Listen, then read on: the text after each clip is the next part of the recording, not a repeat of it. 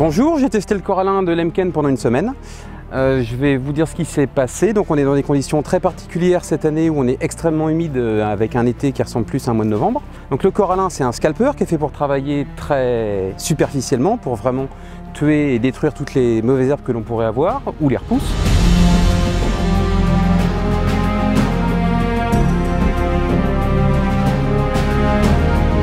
On a utilisé cet outil sur différentes solutions ou différents types de sols, avec soit des colzas en direct derrière récolte avec des petits gabarits mais extrêmement sales, dans des céréales, soit paille broyée, soit paille restituée. Le résultat, il est mitigé, sûrement dû à l'année, une année très humide. Donc sur colza, sur vraiment des colzas avec très peu de débris végétaux et des petits colzas, on a réussi à passer en un premier passage en faisant un travail tout à fait convenable, voire excellent.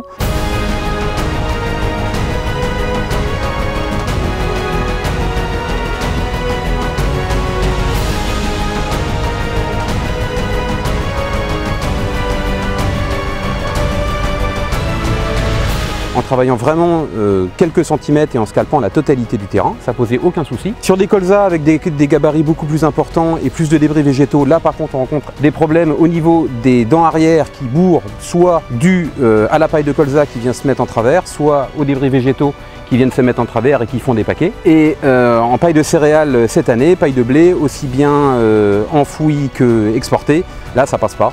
La paille est très humide, elle est très longue, elle passe pas du tout dans l'outil, on n'a pas trouvé la solution. Donc cette année, bizarrement et sûrement exceptionnellement, la seule solution c'était de déchaumer avant. Donc petit bémol, mais à voir dans des années classiques d'humidité, si en conditions plus sèches, on serait quand même plus polyvalent. Les points très positifs, ça va être bien évidemment le réglage de ce type d'outil où on peut régler indépendamment la profondeur des dents, la profondeur des disques, tout ça depuis la cabine avec des réglettes qui nous permettent de ne pas se tromper et puis de régler l'outil si jamais on s'est déplacé et qu'on a fait des manipulations. Donc ça là-dessus très bien. Le point un petit peu négatif, ça pourrait être qu'il n'a aucun report de charge sur les bras du tracteur. C'est un outil qui est entièrement tiré, comme si on tirait par une chaîne. Donc ça déleste, enfin ça ne leste pas le tracteur, donc ça ne l'aide pas à le tirer.